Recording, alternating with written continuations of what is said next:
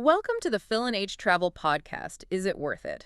Today's deep dive covers an extensive, logistics-first travel guide to Puglia, Italy, focusing specifically on what the region looks like going into 2026. We are getting into everything today, and I mean everything. Oh, yeah.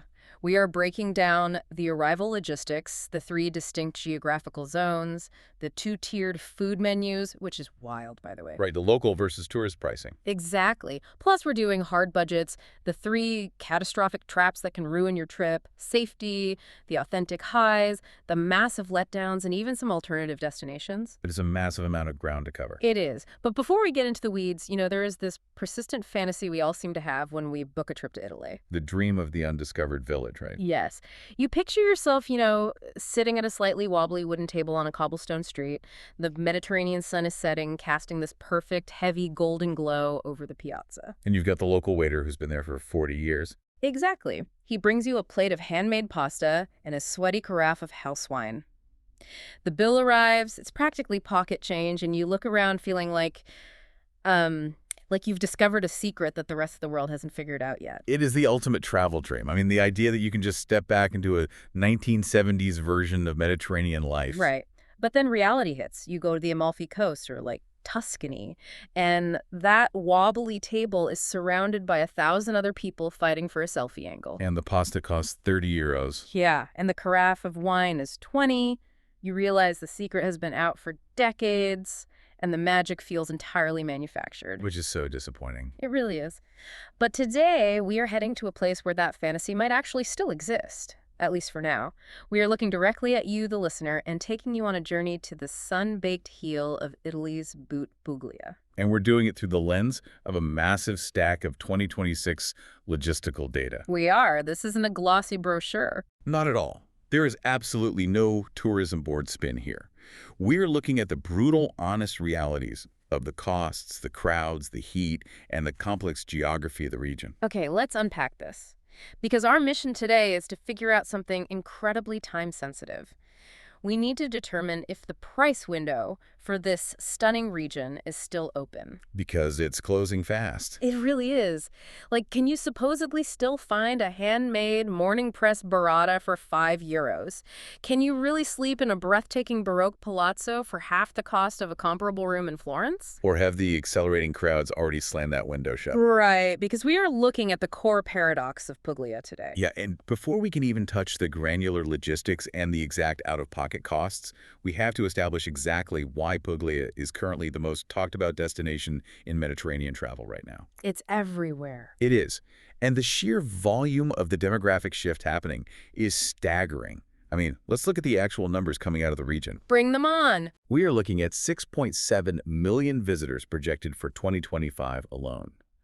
That is a 13% year-over-year increase in total arrivals. Which is a huge jump for an established European country. Right. But the really wild number is the international visitors.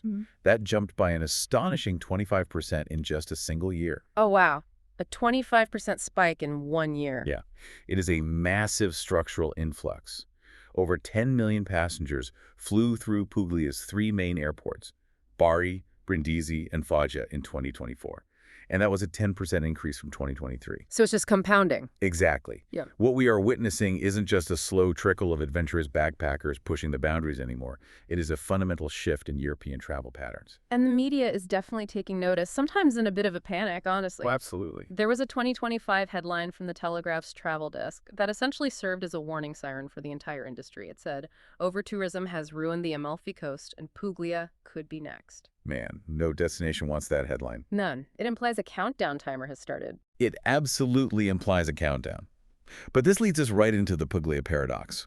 Despite this seismic shift in visitor numbers, the prices haven't fully caught up to the reality yet. Hey, hold on.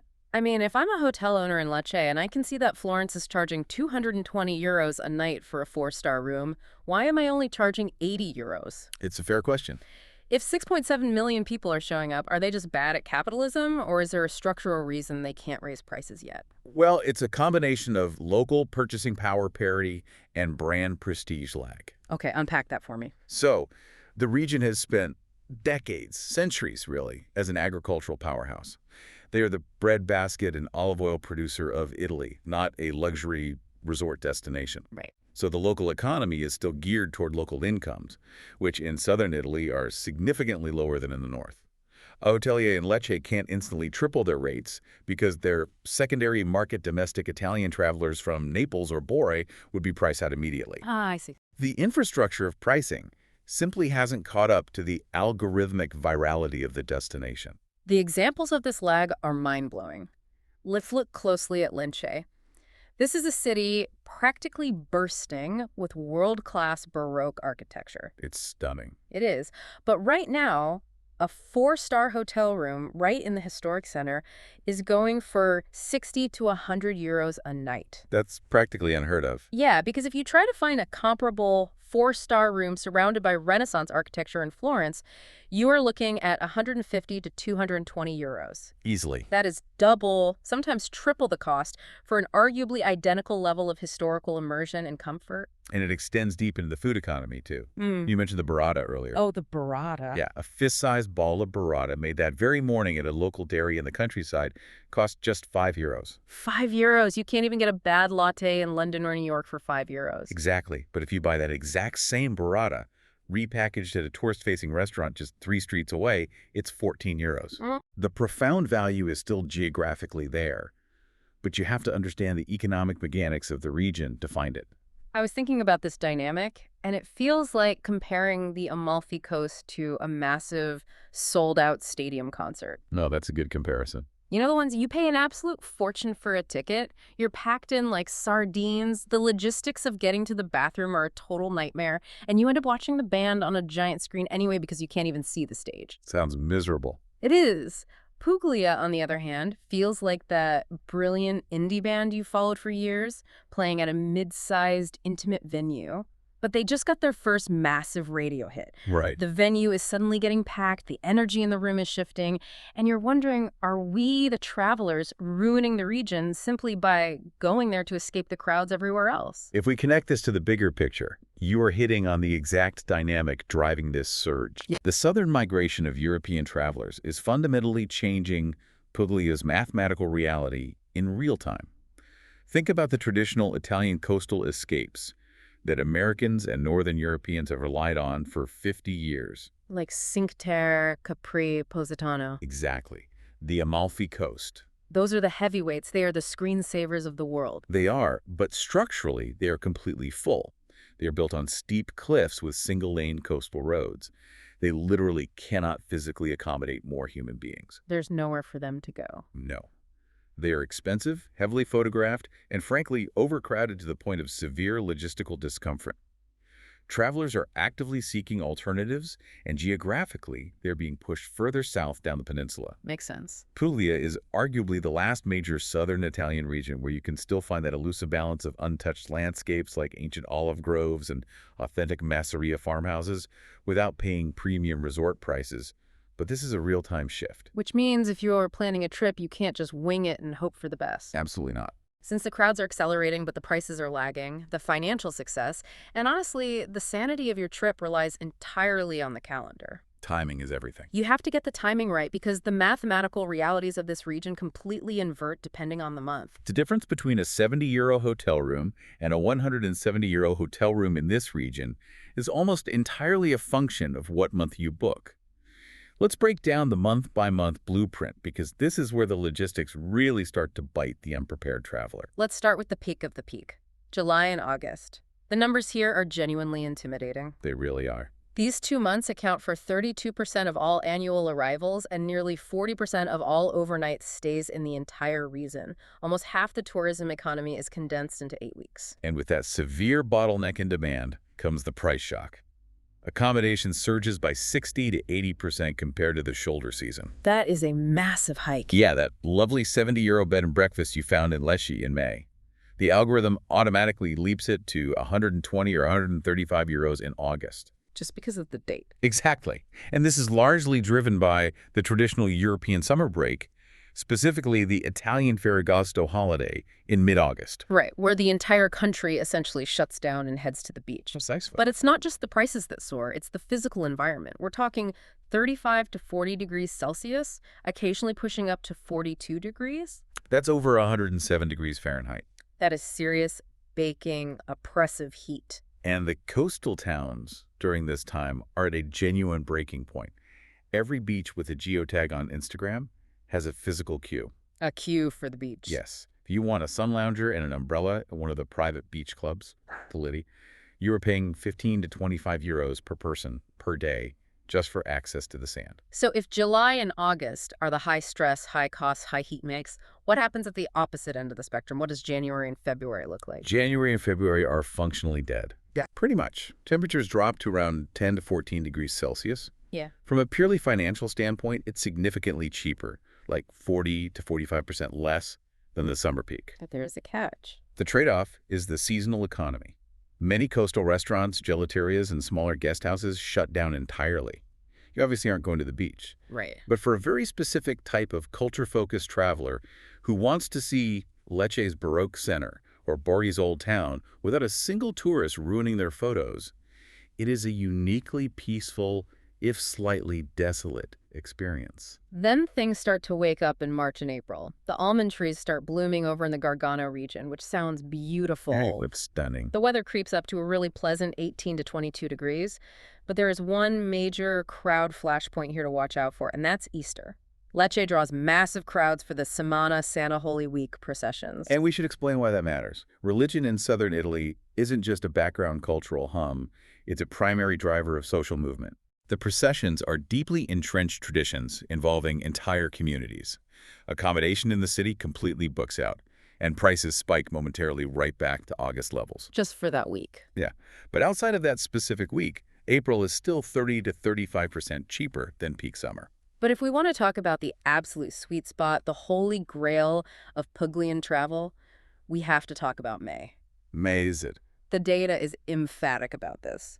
May is the undeniable best month to visit Puglia, full stop. It is the optimal window. The climate, the economics, and the crowds are all in perfect harmony. It sounds totally idyllic. Temperatures are sitting at a perfect 22 to 25 degrees.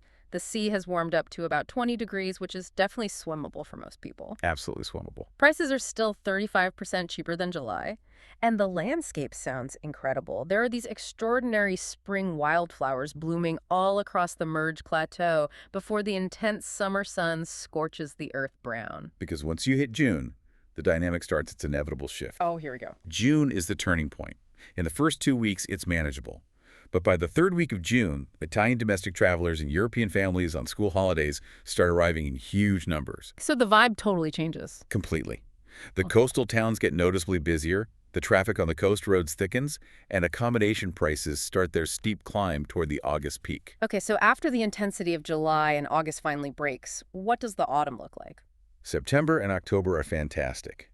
Next to May, they offer the absolute best value-to-experience ratio. Really? Yeah, and here is a crucial geographic advantage. The sea actually holds its heat from the summer. Oh, nice. It's still a really warm 24 to 26 degrees in September, dropping to about 20 to 22 in October. You could absolutely still have a beach holiday. That's perfect. And accommodation prices drop back down by 35 to 45% from the peak. Plus, September is when the grape harvests happen across the Primitivo and Negro Amaro wine country. It integrates you right into the agricultural rhythm of the region. So, looking at 2026 specifically, where are the danger zones? Where are the exact places a listener needs to avoid or plan meticulously around to keep their sanity intact? We are looking at 4 specific crowd flashpoints for 2026. First, Alberobello on summer weekends. We will get into exactly why later, but avoid day trips there entirely on a Saturday or Sunday. Noted. Second, Polignano a Mare on any summer weekend. Third, Gallipoli throughout the entire month of August as it transforms into a major high-volume party hub for Italian youth. Ah, okay. And finally, Matera. Now, Matera is technically just across the regional border in the Basilicata region, right? Correct. But geographically, it's a very common day trip from central Puglia, and its visitor numbers are growing dramatically due to his own cinematic exposures, becoming a major bottleneck. It just marvels me, the sheer difference a few weeks make, the exact same hotel room, the exact same view, the exact same town, and you are paying double the price and fighting 10 times the crowds just because the calendar flipped from June 15th to July 15th. Which is exactly why this logistics-first approach is so vital. Right. But once you have successfully picked your ideal month and dodged the crowd flashpoints, Yeah. you have to actually get yourself there. And this brings us to a major sensory shock. that a lot of travelers are simply not prepared for. Yes, let's talk about the arrival, because Okay. getting to Puglia requires a bit of logistical maneuvering. It does. If you're coming internationally or from major European hubs, you are highly likely flying into Bari Carroll Lecce Airport. That's airport code BRI. Right. You've got airlines like Ryanair, British Airways, ITA, and EasyJet all flying in. If you're flying from the US, you are usually connecting through Rome, London, or Frankfurt, and round-trip flights are running anywhere from $536 to $640. And getting from the Bari airport to the city center is thankfully straightforward. What are the options? You can take the Tempesta or Cotrap bus, which takes 30 minutes and costs just €4. Or you can grab a taxi, which cuts the time to 20 minutes, but costs a fixed rate of 25 to €30. Okay, pretty reasonable. The other primary option is Brindisi Airport, code BDS, which is much smaller but significantly better if your final destination is the southern Salento Peninsula, like Lecce or Otranto. And if you're taking the train down from Bari, the Trenitalia fast train to Lecce takes about 2 hours and costs 15 to €20. There's also the Ferrovie del Sud-Est, the FSE, which is the slow regional train network that winds through the inland Trulli country. Right. But I want to pause on the actual visceral experience of arriving, because there is a really pointed observation here. The physical approach from the Bari airport is not photogenic. Oh, not at all. It is flat. It is heavily industrial. It is the complete opposite of the romantic Italian arrival. Exactly. I have to ask, why do so many people feel instantly let down when they step out of the airport in Bari? Does the expectation of this immediate sweeping under the Tuscan sun moment set people up for an inevitable disappointment? Without a doubt. I mean, we are so conditioned by TikTok to want immediate aesthetic satisfaction at the arrivals gate that a flat industrial landscape feels like a betrayal. That is precisely what is happening. What's fascinating here is how the physical geography of Puglia forces a delayed gratification on the traveler. How so? Well, Tuscany or the Amalfi coast give you immediate visual rewards. The moment you step off the train in Florence, you see the Duomo. The moment you hit the coast road in Positano, you see the cliffs. Instant payoff. Right. Puglia does not do that. The airport is situated on an industrial coastal plain. Bari is a working port city, a massive logistical hub for the Adriatic. It is not a Disney entrance. So Puglia forces you to earn its beauty. Exactly. The true beauty of the region is a slow burn reveal. You leave the urban sprawl of Bari, you drive south or southwest, and gradually, almost imperceptibly at first, the landscape transforms. That sounds magical, actually. It is. You enter the Val di Gratria, and suddenly you are surrounded by kilometer after kilometer of ancient olive groves. And we aren't talking about neat little rows of delicate trees. Yeah. We are talking about massive, gnarled, sculptural entities. Some of these trees are over 1,000 years old. Their trunks are twisted into these wild, almost architectural shapes. They're monumental. And as you drive, the limestone plateau catches the light differently as the day progresses. Then you spot your first whitewashed hill town glowing in the distance. Oh, wow. Then the iconic cone roof of a Trullo breaks the horizon. It requires patience. But the ultimate reward, the great psychological recalibrator of the entire region, is arriving in Lecce. Yes, Lecce. The city is built almost entirely from this specific local stone, the pietra leccese. It's a soft, golden limestone. Beautiful stone. And because it's so soft, the architects centuries ago were able to carve it into the most incredibly intricate, elaborate Baroque facades. When the late afternoon sun hits it, it practically glows honey yellow. People literally stop in their tracks. It's stunning. It has Venice-level architectural density, but... And here's a reset. You sit down in a piazza surrounded by all this grandeur, and you pay €1.50 for a cappuccino, or €2 for a pistachio pastry at a side street past Masseria. That is the exact moment the traveler's understanding of value completely resets. You realize the beauty is profound, yet the economy is still deeply Southern Italian. Yeah. You survive the underwhelming Bari arrival. You experience the golden hour reveal in the countryside. You eat a €10 plate of flawless pasta on a cobbled street. And by 9 a.m. the next morning, the initial shock of the industrial port is gone. You totally get it. You understand exactly why 6.7 million people are clamoring to get here. Because Bari isn't the final destination, the immediate pressure upon arrival is figuring out exactly which direction you drive out of that airport.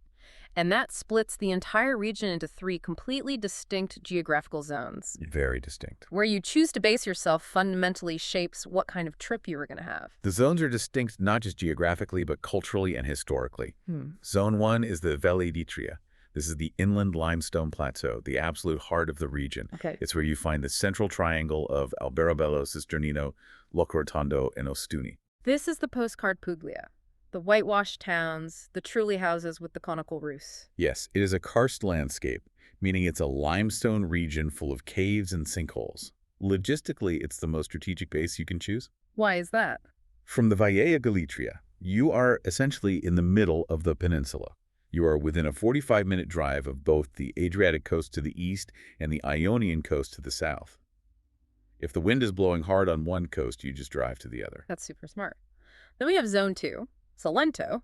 This is the extreme southern tip, the actual heel of the boot. This is where Lecce sits as the cultural capital. And Salento is functionally different from the Valle d'Itria. How so? It is flatter, more arid, and heavily influenced by Greek history. There are still towns here where an ancient dialect of Greek is spoken. Salento is where you go for the coast. Right, the beaches. South of Lecce, you have towns like Otranto, Gallipoli, and Santa Maria di Luca. This zone boasts the undisputed best beaches in the region. It's also where the intense summer nightlife is concentrated, and it has recently become the primary hub for solo travelers and digital nomads. And finally, Zone 3, Gargano. This is the northern spur of the boot, sticking out into the Adriatic, places like Vieste, Marinata, and the massive Gargano National Park. Now, Gargano is dramatically undervisited compared to the Valle d'Itria and Salento. Why is that? I mean, if it's so beautiful, why is everyone just driving past it?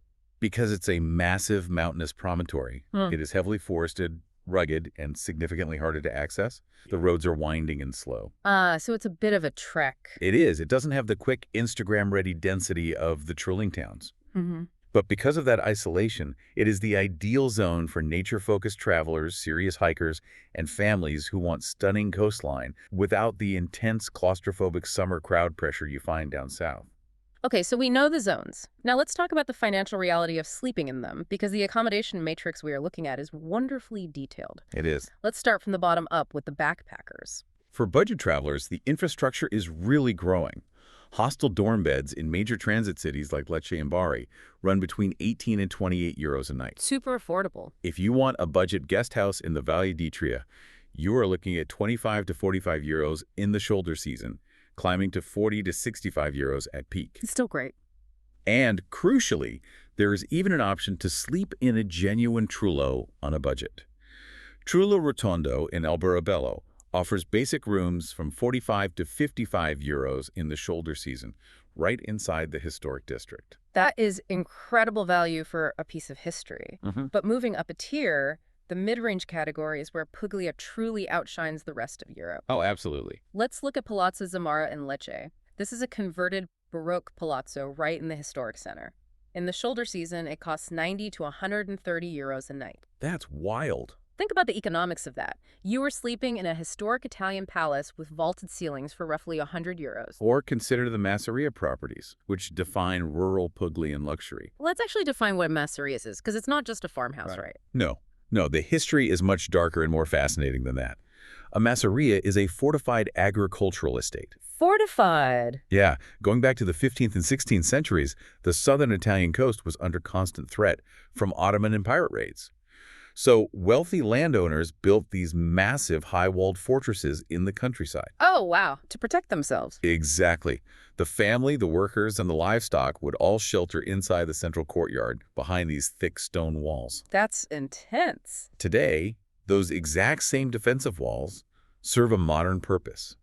They keep the outside world out, creating an incredibly private, isolated luxury experience. That is fascinating. So you are basically sleeping in a 16th century fortress. You are. Masseria Torre Coccoro near Fasano is a prime example. It starts at 160 to 230 euros a night in the shoulder season. And look what you get for that. For that, you get a pool, a highly regarded restaurant, a spa physically built into a natural cave system, and you are sleeping surrounded by ancient olive groves. It's unreal. If you tried to book that exact category of historical luxury in Tuscany, you would easily be paying 300 to 400 euros a night. Easily. And for families, the Masserias work beautifully too. Masseria Celanola near Ostuni has family rooms from 120 to 160 euros a night with a pool and a massive farm-to-table breakfast. That sounds perfect for kids. Though families must aggressively budget an extra 35 to 50 euros a day for a rental car, plus 10 to 20 euros for parking. Relying on public transport with kids in rural Puglia is mathematically and emotionally impossible. Good tip. And at the very top end, the luxury tier, the value proposition still holds up, even as prices soar. Borgo Ignazia near Fasano is the absolute benchmark. That place is legendary. It's essentially a purpose-built luxury village. It's where the G7 summit was held. Rooms there start from 450 to 600 euros a night in the shoulder season and go astronomically higher in the summer. Naturally. They also list Masseria Torre Maitse at 300 to 400 euros and Masseria Morosetta at 320 to 450 euros, which is globally famous for its minimalist architectural design. But what's important to understand about the luxury tier here is the spatial context. What do you mean? If you spend 400 euros a night on the Amalfi Coast, you are likely getting a perfectly nice room in a hotel with a tiny terrace overlooking a road completely clogged with exhaust fumes and thousands of tourists. Right. You're paying for the location, not the space. Exactly. In Puglia, that same 400 euros buys you physical space, a pristine suite in a converted 17th century farmhouse, a private pool, and the absolute unbroken silence of an olive grove with nobody else around. You are buying acreage and peace. I love the stark contrast in the specific recommendations from our sources, too. There's a clear split in how to experience the region. Oh, definitely. One highlights the urban, highly accessible value of Palazzo Zamara in Lecce, the 90 to 130 euro Baroque palace, where you can walk out your ancient wooden doors and instantly get an aperitivo in a bustling piazza. The city experience. Right. The other points to Masseria of Frontoio, running 160 to 200 euros a night. It's a working olive farm. They still press the oil right there on the estate, and the multi-course meals are built entirely around what grows on their specific acreage. It really highlights the fundamental duality of the region. You know, the dense golden city versus the sprawling agricultural fortress. Oh, and we should quickly mention the tourist tax. It's about 1 to 3.5 euros per person per night, depending on the municipality, usually tacked on in cash at checkout. That's a vital logistical note. But you touched on something crucial when you mentioned the olive farm's meals, because where you sleep fundamentally shapes your daily rhythm. How so? If you are in a city palazzo, your rhythm is urban. If you are in a masseria, your rhythm is tied to the land. And this connects directly causally to how you must navigate Puglia's unique two-tiered food economy. Yes, the food. This is where the economics get incredibly localized. We are looking at a dual-track pricing reality. Yeah. There's the local track and there's the tourist track. And the difference is staggering. It is. Navigating it is like playing a video game where you've been handed a secret map. If you follow the main path, you get fleeced. But if you walk just 2 streets away from the laminated menus, the entire economy shifts wildly in your favor. It is a stark divide, and it exists as a protective economic measure for the locals. Let's look at the region's absolute centerpiece dish, orecchiette with cime di rapa. Okay, tell me about it. Orecchiette is a handmade ear-shaped pasta designed to cup sauce. It is traditionally served with cime di rapa turnip tops. Sounds a bit bitter. The greens are quite bitter, yeah, but they are sautéed heavily in local olive oil, garlic, and chili, which balances the bitterness perfectly. It sounds incredible, but what does it cost? Well, if you go to a tourist-facing restaurant on the main drag in Alberobello, with high-saturation photos of the food on the menu out front, you will pay 18 to 22 euros for a plate. Ouch. But if you find a backstreet trattoria in Ostuni or Cisternino, that exact same dish, arguably made better, by someone whose grandmother taught them the exact ratio of oil to garlic is 8 to 12 euros. Exactly. The burrata example we mentioned earlier is just as illustrative. Right, the 5 euro burrata. Yeah, because burrata is highly perishable. It is a shell of mozzarella wrapped around a center of stracciatella and cream. It is meant to be eaten the exact same day it is pressed. Day of, wow. You can go to Caseificio di Cecca in Andria, a highly respected local dairy, and buy a 250-gram ball pressed that morning for about 5 euros. You are buying it at the absolute peak of its chemical perfection. That's amazing. Or you can sit down at a restaurant near the Trulli and pay 14 euros for it to be served to you on a plate. Seafood is another massive pillar of the diet here. A full seafood lunch antipasto, fresh clams or mussels, a grilled catch of the day straight from the Adriatic, runs 15 to 25 euros at a genuinely local fish trattoria in a non-touristy coastal town. Which is a steal. But if you want to eat that exact same fish sitting on the cliffs of Polignano and Mare or in the old town of Gallipoli during peak summer, you are suddenly paying 50 to 65 euros per person. You are paying for the view, not the fish. There are also incredible street food options that bypass the restaurant economy entirely. In Bari, You have tiella barese, a rich, slow-baked dish of rice, potatoes, and mussels. Oh, that sounds so comforting. It is a working-class staple that you can find in bakeries for under 10 euros. And then there is the absolute king of Puglian street food, the panzerotto. Oh, the panzerotto. A deep-fried half-moon of dough stuffed with boiling hot tomato and mozzarella. Yes. You have to eat it leaning forward so you don't burn your shirt. Panificio Santa Rita in Bari is legendary for these. They cost 2 to 3 euros. People call it some of the most satisfying food you will eat on the entire trip, and it costs less than a bus ticket. And we cannot forget the wine. This region produces massive quantities of wine. Primitivo di Manduria and Negro Amaro are the regional heavyweights, deep, robust red wines. So good. At a mid-range local trattoria, a carafe of the house wine will cost you just 4 to 8 euros. Even a good labeled bottle at a local enoteca is only 8 to 15 euros. The markup is practically non-existent compared to Northern Europe or the US. What if you were staying at an Agriturismo with a kitchen and want to cook? The supermarket economics are almost unbelievable. Well, let's hear them. A liter of milk is 1.2 to 1.50 euros.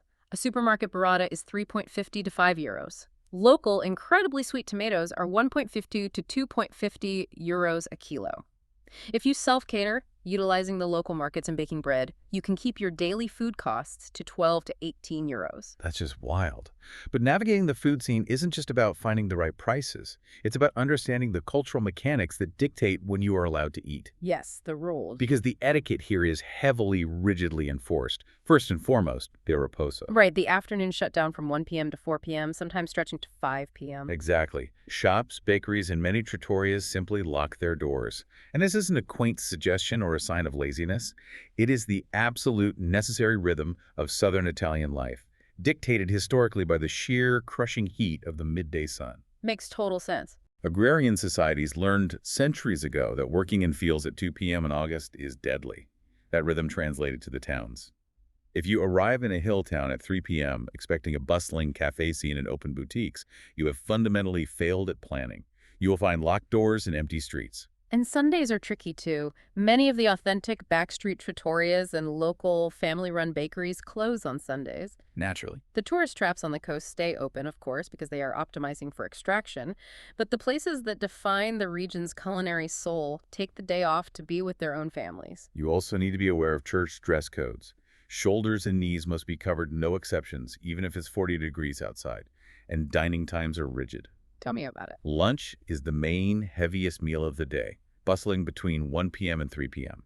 Dinner service rarely starts before 8 p.m., and you won't see locals arriving until 9 p.m. or even 10 p.m. in the summer. So showing up at 6 p.m. expecting dinner just isn't an option. The kitchen is physically dark. I love the specific warning we have here. Avoid anything on Via Monte San Michele in Alberobello. Yes. If the menu is laminated, translated into 6 languages, and features bright faded photos of spaghetti, you are guaranteeing yourself a 50 to 80% tourist markup. Just walk away. That deep causal connection between the land, the climate, and the food is still fiercely authentic in Puglia. It hasn't been completely eroded. Which is so rare now. It is. Unlike other regions that commodified their culinary heritage decades ago for foreign palates, the locals here still eat what grows in the dirt around them. And if you eat where they eat and when they eat, you pay what they pay. Which brings us to the bottom line. Because understanding these exact prices and these specific cultural rhythms allows us to tally up the actual unvarnished out-of-pocket daily budgets. Let's do the math. You can see exactly what kind of trip you get for your money. Let's start with the backpacker tier. For a focused budget traveler, utilizing hostel dorms, eating street food like panzerotti for lunch, and relying heavily on public transport between the main cities, the daily out-of-pocket cost is between 47 and 75 euros per day. Wow, under 80 euros. Yeah, that covers a 20 to 28 euro bed, an espresso and pastry breakfast, a street food lunch, a basic trattoria dinner with house wine, and regional train fares. Here's where it gets really interesting, though. We hit the mid-range sweet spot, which offers arguably the highest value-to-experience ratio in all of Europe right now. Let's hear it. For a couple splitting the cost of a rental car, staying in a beautiful, historic agriturismo, and eating 2 solid sit-down restaurant meals a day with good local wine, it breaks down to 134 to 209 euros per person per day. That's fantastic. So roughly 268 to 418 euros a day for 2 people. A week at this level is roughly 35 to 40% less than an equivalent trip in Tuscany. You were living remarkably well. Historic rooms, private pools, phenomenal food for that price. Even the luxury tier is comparatively underpriced when you look at the broader Mediterranean market. How so? For a five-star Masseria, a premium rental car, private experiences like coastal boat charters or exclusive olive oil tastings, and top-tier dining, you are looking at 345 to 580 euros per person per day. Okay, that's definitely a step up. It is unquestionably a significant amount of money, but it is still 40 to 50% below what the exact same itinerary with that level of privacy and acreage would cost in Positano or Capri. And there is a really fascinating emerging category, the digital nomad. Because of these specific economics, Lecce is rapidly becoming an elite European hub for remote workers. It's easy to see why the math works so well for them.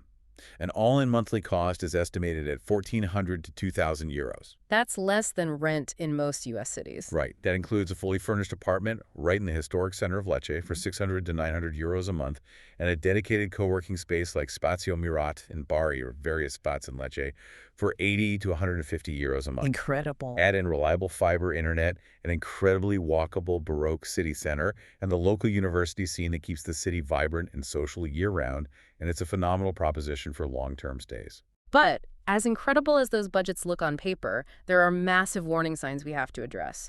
There are 3 catastrophic, trip-destroying traps that can double your costs or just completely ruin the emotional experience of the trip if you aren't careful. These are the logistical landmines that catch Northern Europeans and Americans completely off guard. Trap number 1 is the transport assumption. This is the trap of relying on trains, right? You look at a map, you see the Trenitalia line running down the coast to Lecce, you see the FSC regional network connecting the inland trilling towns, and you assume you can navigate Puglia like you navigate northern Italy or Switzerland. It is a massive illusion. The map lies. Why? Do the trains just not run? Are the tracks outdated? The trains run, but you have to understand why they were built. They were built to move local workers into industrial hubs like Bari or administrative centers like Lecce. They were not built to take tourists to secluded beaches. They stop at the town centers. The defining experiences of Puglia, the isolated masserias and the olive groves, the hidden coastal coves like Baia dei Turchi or Porto Salvaggio, are entirely inaccessible by train. That's a huge problem. Even the FSC regional trains only run every hour or two, and the stations are often kilometers away from the actual historic sites. Visitors who don't rent a car spend their first 2 days realizing they are physically locked out of the best parts of the region. So what's the fix? A car is non-negotiable. You need to budget 35 to 50 euros a day and book early. Wait, let me play devil's advocate here. Why not just take taxis if the public transport is so bad? I mean, if I'm at a train station in Lake Rotondo, can't I just hail a cab to take me to the beach or my masseria? That is exactly the urban mindset that gets people stranded. Really? Taxis in rural Puglia are not like hailing a cab in Rome or London or New York. The system doesn't work like that. Yeah. Taxi licenses in Italy are fiercely restricted by municipal communes. A driver in one town cannot just cruise around looking for fares in another. Oh, wow, I had no idea. Therefore, rural taxis are incredibly rare, they are expensive, and they are completely impractical for exploring remote coastal coves. You might find a taxi to take you from a major station to a masseria if you pre-book it, but trying to call one on a whim to pick you up from a secluded beach at sunset, You're stuck. you will be stranded in the dark. The sheer geographical isolation of these spots demands your own vehicle. That makes total sense. The infrastructure just isn't built for spontaneous point-to-point tourist movement. Okay, trap number 2, Alberobello in summer. The mechanism of this trap is entirely predictable. Alberobello is the only UNESCO World Heritage Site in the region dedicated to the Trulli. It's the postcard. It's on every first-timer's list. Naturally. So travelers put it on their itinerary, they wake up, have a leisurely breakfast, and they arrive at 10 a.m. on a Saturday in August. And what do they find? They walk into a functioning, high-stress theme park. We're talking thousands of people pouring out of dozens of tour buses, massive physical queues just to get into souvenir shops, and 18-euro plates of mediocre orecchiette. That sounds like a nightmare. And what's tragic is the history of the Trulli. These conical houses were originally built using dry stone no mortar as a massive 15th century tax evasion scheme. Wait, really? Tax evasion? Yeah. When the king's tax collectors came around, the locals would literally pull the keystone, collapse the roof, and claim it wasn't a finished dwelling. It was a brilliant, rebellious architectural adaptation. That is so clever. But arriving at 10 a.m. in August, that magical, rebellious history is completely suffocated by the sheer logistics of mass tourism. So how do you actually see it without hating it? The fix is brilliant in its simplicity, honestly. You just control the clock. Yes. Arrive before 8 a.m. The morning light is perfect for photos, the stone is cool, the locals are sweeping their steps, and the tour buses haven't arrived yet. Or arrive after 6 p.m. when the day trippers have fled. Exactly. And crucially, do not sleep there. Base yourself in quieter, neighboring towns like Sisternino or Rotondo, which are only 10 minutes away but offer a much more authentic, vastly cheaper local experience. Which leads us directly into trap number 3, the accommodation availability collapse. That sounds ominous. It is, particularly if you are a late planner. We discussed the Masserias earlier. The appeal of a Masseria is its intimacy and isolation. These are not 300-room meg-resorts built on a beach. A typical Masseria only has 8 to 20 rooms. That's tiny. Because the physical inventory of rooms is so incredibly small and the global demand is currently so high, the mathematical reality is brutal. The best properties like Masseria Torre Coccaro or Masseria Il Frantoio are completely booked out for July and August by January. Wow. By January, the entire summer inventory is gone 6 months in advance. Yes. So if you decide in May that you want to go to Puglia in July, you will find that every beautiful historic Masseria in your budget is gone. And what are you left with? You will end up panicking and booking a soulless, concrete package hotel on a resort strip near Gallipoli. And you'll spend your entire vacation wondering why your trip looks absolutely nothing like the beautiful olive groves you saw online. Oh, that's heartbreaking. If you are braving the peak summer, book your bed before you book your flight. It's a game of musical chairs, and the music stops in January. Beyond these logistical and financial traps, we also have to navigate the realities of safety, family comfort, and a very specific, undeniable environmental threat. Let's start with safety. The good news here is overwhelming. Puglia has extremely low violent crime. It does not have the intense, crowded tourist bottlenecks of Rome or Florence that attract organized professional pickpocket rings. That's a relief. The risks are very minor and mostly opportunistic. You need to watch out for petty theft in the narrow, crowded streets of Bari Vecchia, the old town. Be mindful of taxi drivers at Bari Airport trying to overcharge. Always insist on the official 25 to 30 euro fixed tariff to the center before you put your bags in the trunk. And there's that restaurant scam we touched on earlier, the verbal special menu. Yes. A waiter at a seaside restaurant enthusiastically tells you about the fresh catch of the day without showing you a printed price. You eat it, it's delicious, and then you receive a staggering bill because they charged you by the gram for a massive fish. Ouch! Always, always ask for the written price or the price per 100 grams before ordering a verbal seafood special. What about solo travelers? Is it a good destination to navigate alone? Lecce is highlighted as an incredibly safe and social hub, particularly for solo female travelers. Yeah. The city feels secure at night.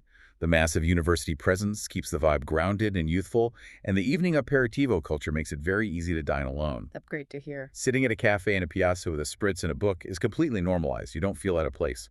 The smaller hill towns are similarly safe and welcoming, though obviously quieter at night. And for families, it sounds like a dream setup. Italian culture famously loves and accommodates kids in public spaces, and the Agriturismo setups with open, safe farm space, private pools, and the flexibility to eat earlier are basically built for family travel. Absolutely. And this is a massive structural, but we have to talk about the environmental threat. We do. And this raises an important question about the fundamental future of Mediterranean travel.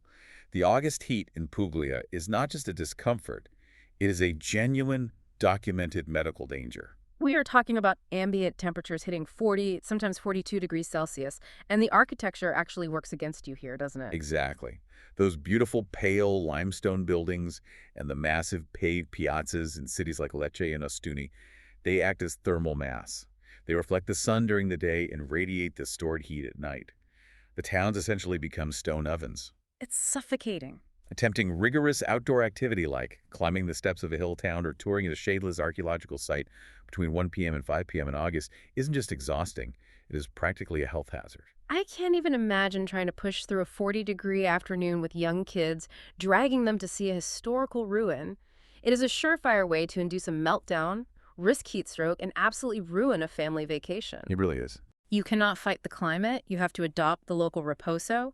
You stay in the deep shade or by the pool until 5 p.m. It's an act of survival, not just tradition. The extreme heat is fundamentally reshaping global travel itineraries. If you or your children cannot tolerate 40-degree heat, July and August are simply off the table for you.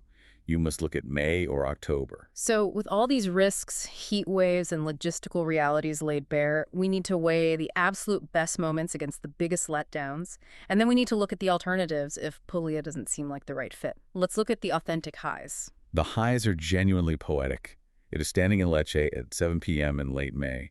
The brutal heat of the day is broken, the honey-colored limestone is glowing, you have a Negroni in hand, and the Baroque facade of the cathedral is towering over you. Sounds like a movie.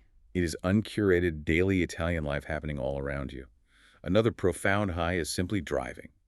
Taking the 20-minute drive through the Val d'Itria at golden hour, windows down, surrounded by the conical roofs of Trulli and ancient olive trees. I can picture it now. And of course, standing in a local dairy, eating warm, fresh burrata right at the source, paying €5 for culinary perfection. But we also have to be clear about the honest disappointments. We've already broken down Alberobello's intense commercialization. It's historically beautiful, but at 1 p.m. on a Saturday, it feels like a gift shop. Yeah, totally. Polignano Amare is another one. It has incredible, dramatic cliffs over a tiny cove.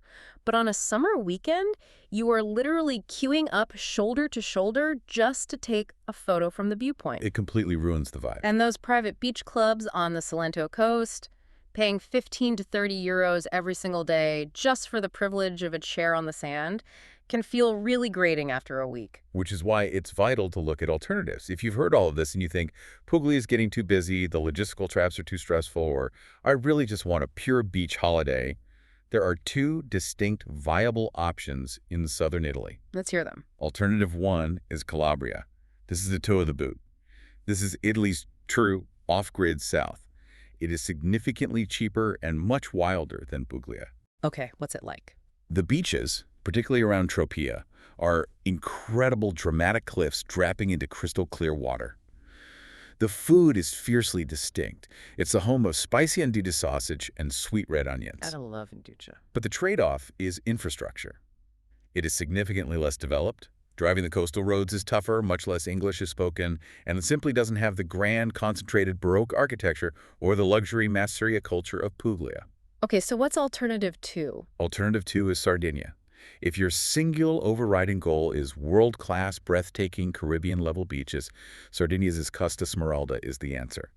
The water clarity is globally unmatched. That's amazing. However, it is a massive step up in price. A mid-range hotel in July will cost you 150 to 250 euros a night, far more than a Puglian Agriturismo. And again, outside of a few specific towns, you lose the dense, walkable architectural history and the unique agricultural culture that defines Puglia. Choosing between these three feels like choosing a movie genre. Calabria is like a gritty, independent film raw, authentic, a little hard to follow at times, rough around the edges, but brilliant. I like that analogy. Sardinia is your massive, big-budget, blockbuster spectacle, stunning visual effects, huge crowds, and very expensive tickets.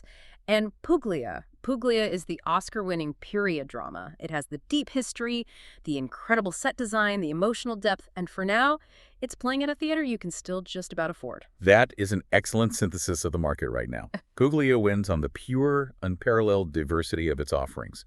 You get the world-class architecture, the deeply rooted protective food culture, the unique fortified accommodations, and the spectacular coastline, all at a price point that, while rising rapidly, is still largely unbeatable in Western Europe. Which brings us to the grand finale, bringing all of this data, all these prices, all these traps, and all this history together to deliver definitive verdicts for 5 different types of listeners. Let's run through them. First up, the backpacker. Is it worth it for them in 2026? Yes, with conditions.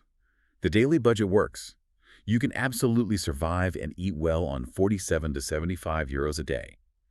But the strict condition is transport. Right, the train issue. If you rely entirely on the train network, you will be deeply frustrated and locked out of the best locations. If you can gather a few people in a hostel and split the daily cost of a rental car, the entire region opens up beautifully. Otherwise, stick tightly to Lecce or Bari as an urban base.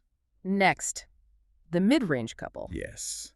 This is the strongest, most unequivocal verdict we have.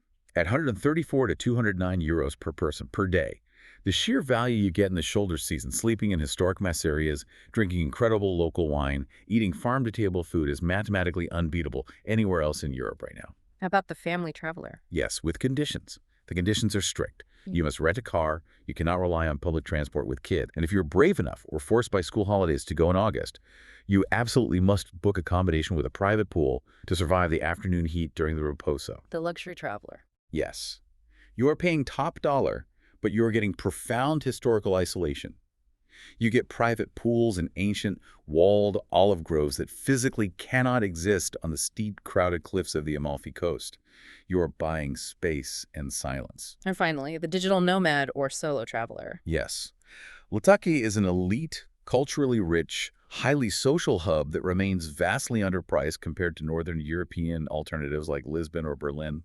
So what does this all mean? It means the window of supreme, unbelievable value in Puglia is definitely starting to close. The 6.7 million visitors prove the crowds are coming, the prices are creeping up. But, and this is the crucial takeaway, it is unequivocally still open for 2026, provided you plan meticulously, control the clock, and dodge the logistical traps we've outlined. And as you plan, I want to leave you with a final lingering thought. We've talked extensively about how Puglia's true magic lies in this deep, untainted connection between the land, the food, and the people. You can taste the limestone soil and the olive oil. You can see the history and the architecture. But what happens to the soul of a region when the entire gaze of the global travel industry shifts toward it? That is the million-dollar question for the next decade. It is. Is authentic mass tourism fundamentally an oxymoron? Can a place host 10 million visitors a year and still retain the quiet dignity of a farmer pressing his own olives in a 16th century fortress? It's something to ponder as you decide whether to step through that price window before it closes for good. It really makes you think about our role as travelers in these fragile ecosystems. Are we looking for the secret room, or are we just the ones arriving to collect the admission fee and change the locks? Something to mull over. That is the honest verdict from Phil and H.